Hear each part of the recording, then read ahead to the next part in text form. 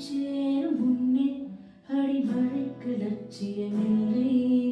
மண்ணைச் சேர்ந்த பின்னே அதன் சேவை தொடங்குவதே.